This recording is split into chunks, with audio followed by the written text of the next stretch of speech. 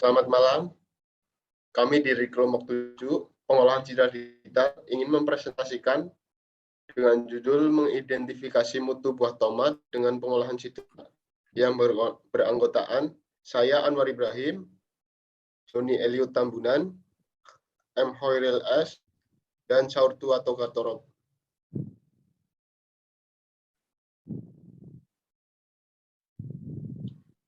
Tanaman tomat.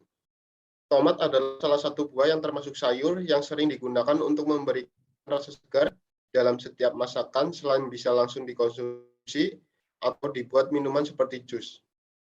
Tomat mempunyai ganggang yang tumbuh menembus kedua tanah dan akar serabut yang tumbuh menyebar ke arah samping. Batang tanaman tomat berbentuk segi empat hingga bulat, berbatang lunak tetapi cukup kuat. Batang tanaman berwarna hijau, pada ruas batang mengalami penebalan, dan pada ruas bagian bawah tumbuh akar-akar pendek.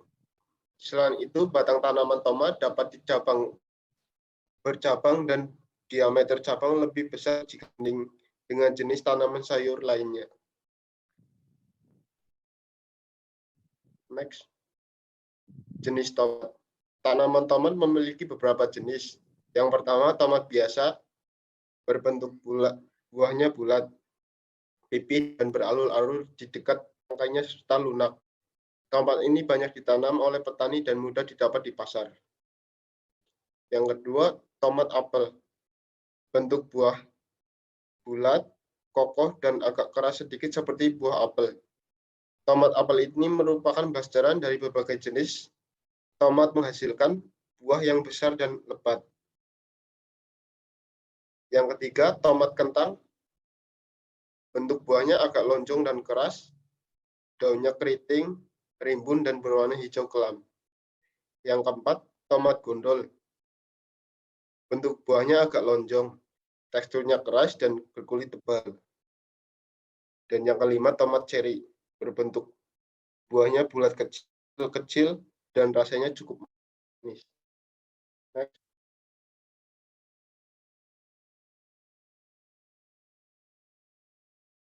Pengolahan citra digital.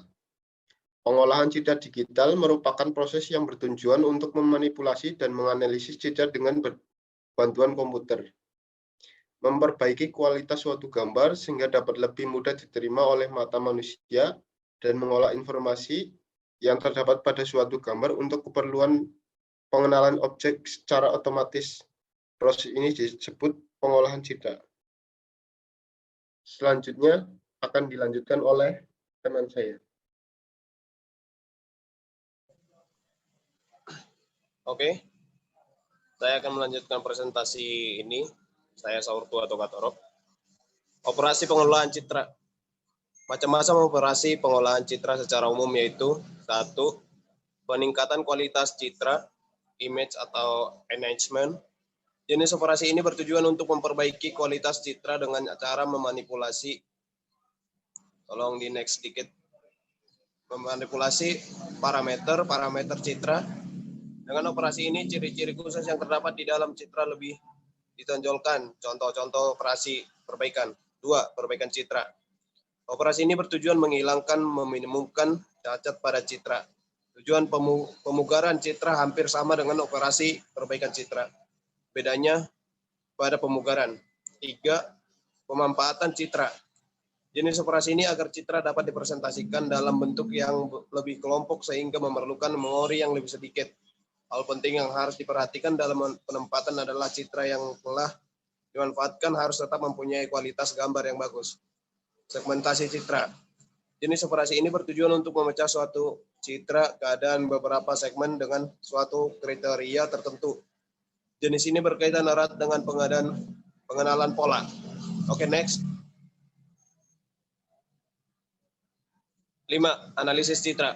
Jenis operasi ini bertujuan menghitungkan besaran kuantitatif dari citra untuk menghasilkan deskripsi proses segmentasi.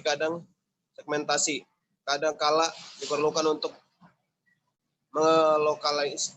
melokalisasi objek yang diinginkan dan dari sekelilingnya. Oke, akan dilanjut oleh teman saya. Untuk presentasi selanjutnya.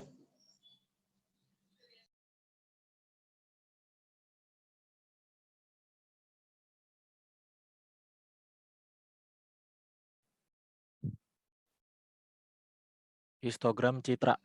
Histogram citra adalah grafik yang menggambarkan penyebaran nilai-nilai intensitas piksel dari suatu citra atau bagian tertentu di dalam citra. Histogram juga dapat menunjukkan banyak hal tentang kecerahan dan kontras dari sebuah gambar. Karena itu, histogram adalah alat bantu yang berharga dalam pekerjaan pengolahan citra, baik secara kualitatif maupun kuantitatif. Histogram citra adalah grafik yang menggambarkan penyebaran nilai-nilai intensitas piksel dari suatu citra atau bagian tertentu di dalam citra. Dari sebuah histogram dapat diketahui frekuensi kemunculan nisbi atau relatif dari intensitas pada citra tersebut. Histogram juga dapat menunjukkan banyak hal tentang kecerahan dan kontras dari sebuah gambar. Citra yang mempunyai kontras selalu terang atau overexpose atau terlalu gelap underexpose memiliki histogram yang sempit.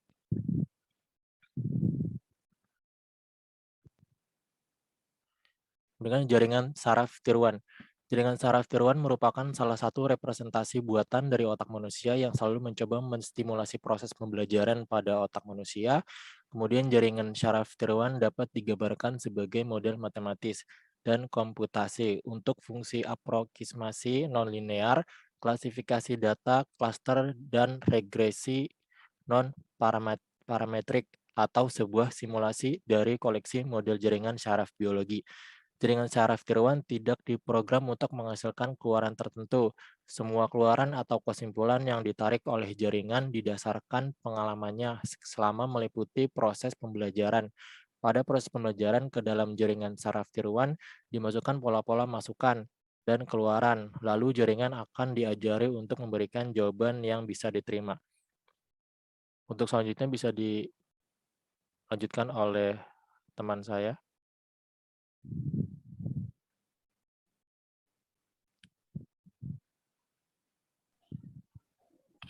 Baik, berikutnya saya yang lanjutkan. Saya Joni Eli Tambunan, model jaringan saraf backpropagation.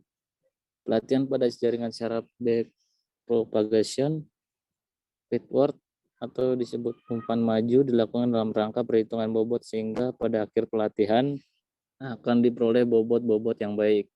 Selama proses pelatihan, bobot-bobot diatur secara alternatif untuk meminimumkan error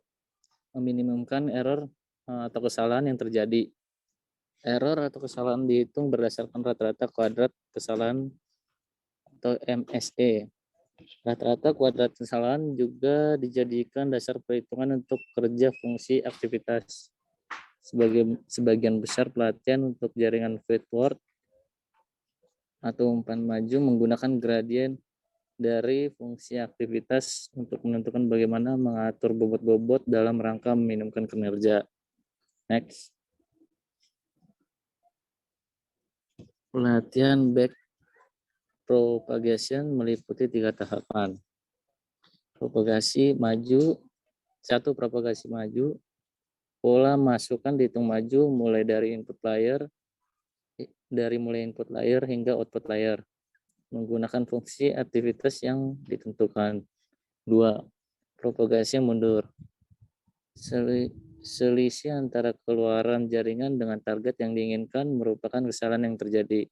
Kesalahan yang terjadi itu dipropagasi mundur, dimulai dari garis yang berhubungan langsung dengan unit-unit di output layer. 3. Perubahan bobot, modifikasi bobot untuk menurunkan kesalahan yang terjadi. Ketiga fase tersebut diulang-ulang terus hingga kondisi penghentian dipenuhi. Next.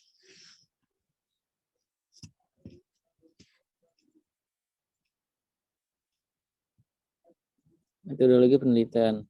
1. Identifikasi kematangan buah tomat berdasarkan warna menggunakan jaringan saraf tiruan.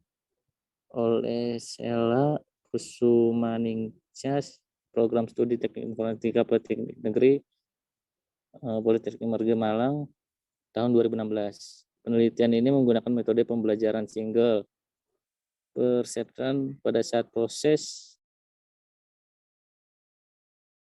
satu masukkan input warna citra RGB atau yang disebut red, green, blue. Menghasilkan keluaran mentah sebesar 10%, setengah matang sebesar 6,66%, matang sebesar 26,66%. Jadi total tingkat keberhasilan sebesar 43,33%. Pengambilan citra tidak secara langsung dan kurangnya tingkat pencahayaan mempengaruhi kualitas citra. 2. Identifikasi kematangan buat tomat menggunakan metode backpropagation, yaitu ya oleh Dila Deswari, Program Studi Teknik Informasi Universitas Andalas Politeknik Negeri Padang. Terbit tahun 2014. Penelitian ini menggunakan metode pembelajaran backpropagation. Pada saat proses identifikasi menerima 3 masukan input. Masukkan input warna citra RGB, 4 hidden layer, 3 keluaran, dan dilakukan sebanyak 5.000 epoch. Menghasilkan keluaran matang sebesar 27,5%, setengah matang sebesar 27,5%, muda sebesar 16,67%. Jadi total tingkat keberhasilan sebesar 71,67%. Pengambilan citra tidak secara real time dan kurang tingkat pencahayaan mempengaruhi kualitas citra. Next. Mengidentifikasi mutu buah tomat dengan pengolahan citra menggunakan jaringan syaraf tiruan. Backpropagation dirancang sebagai solusi memilah buah tomat. Rancangan identifikasi ini dapat dilihat pada gambar di bawah ini. Nah, meliputi capture buah tomat oleh kamera web secara langsung dilakukan di kotak pengambilan gambar dengan bantuan pencahayaan yang cukup agar mendapatkan kualitas citra yang baik. Citra hasil capture akan mengalami proses histogram citra buah tomat tersebut yang diolah melalui komputer atau laptop. Next.